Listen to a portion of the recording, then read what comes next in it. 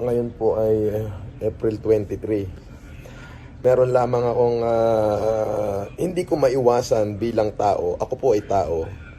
Hindi ko lang maiwasan na humanga. Alam nyo, humanga sa mga magigiting din tao.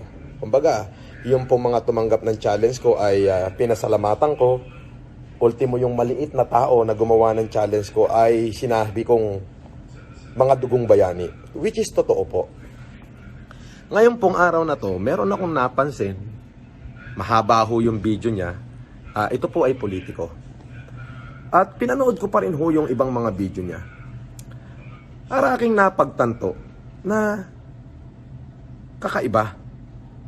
Pag sinabing kakaiba, out of so many politicians, ay silang mag-asawa ho ay nasa labas para tulungan yung ating mga kababayan.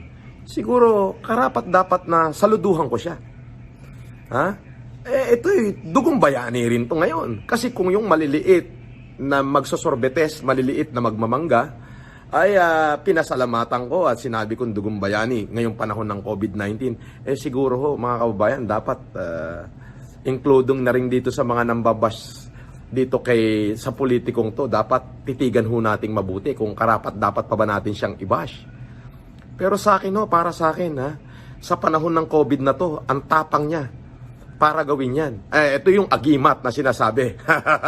Mabuhay ka po, Senator Bong. Panoorin niyo po yung video na to para at least magkaroon kayo ng idea na hindi lamang siya, pati yung buong pamilya niya, na sabi niya all out war din sila. Sir, Senator Bong Revilla, ako, wala akong pakialam kung ano man yung mga negative thoughts and negative think. Basta isa lang masasabi ko, binoto ka ng taong bayan. Saludo ko sa'yo. Ibig sabihin, yan hindi lang agimat yan. Bayani yan, ha. Panoorin po natin itong video clip na to. Maraming salamat. At again, ito isang tao na nag-spark sa akin. Habang tinitingnan ko yun sa Facebook. Nangyayari sa paligid. Si Francis Leo Marcos. Francis, hindi kita kilala, but you're doing a great job para sa bansa natin. Kahit na ano pang sabihin nila sa'yo, saludo ako sa'yo. Keep it up. Mabuhay ka. Sana marami pang tumulad sa'yo, pare ko. God bless you. Sa mga kababayan, maraming salamat po. Mabuhay po kayo lahat. Basta all out po kami. All out.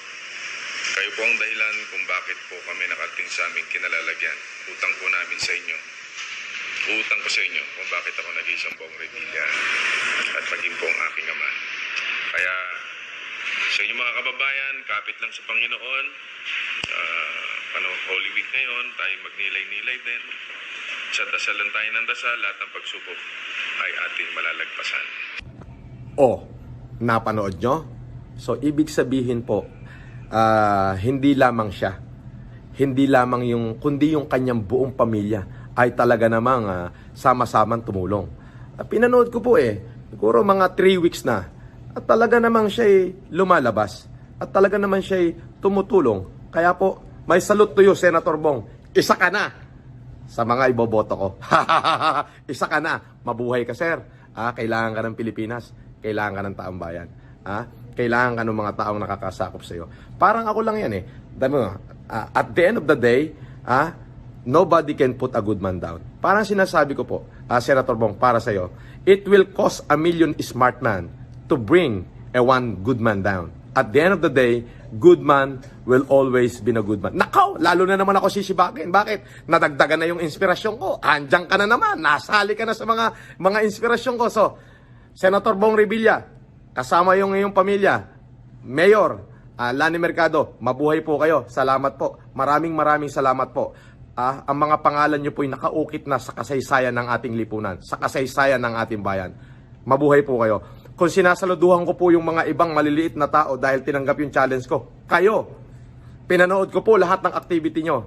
Ngayong COVID, kayo po ang agimat nitong COVID-19. Mabuhay po kayo. Maraming salamat po. Salamat po. Ulitin ko po, wala pong political agendum. At uulitin ko rin, hindi namumulitika si Senator Bong. Bakit? Kai-elect lang niya Katatapos lang ng eleksyon. So ang haba pa nung term niya. Bagkus, lumabas siya kasama yung kanyang asawa at mga anak para tulungan yung ating mga kababayan na nasa sakupan niya. Basta, yun lamang po. Para sa akin, opinion ko as a personal individual, Sir, mabuhay po kayo, Senator. Maraming salamat po. Kilala na po ng taong bayan kung sino yung nagtatrabaho. Ngayon po, higit na kailangan. Ngayong panahon na to, higit na kailangan. Kaya nakikita ho ng taong bayan kung sino yung gumagalaw ngayon. Maaaring ako po yung ignition, pero kayo po yung mga diesel. Kayo po yung mga krudo para tumakbo yung makinarya. Mabuhay ka, sir. Maraming salamat, Senator. Hope to see you soon. Hope makapagkapi tayo. Salamat po, sir. Mabuhay po kayo. Yung saludo ko po sa inyo, 3 kamay at 3 paa kasama na. Sumobra ho ng tig-isa. Mabuhay po, Senator Bong. At ang buong mong pamilya dyan sa Cavite. Maraming salamat po.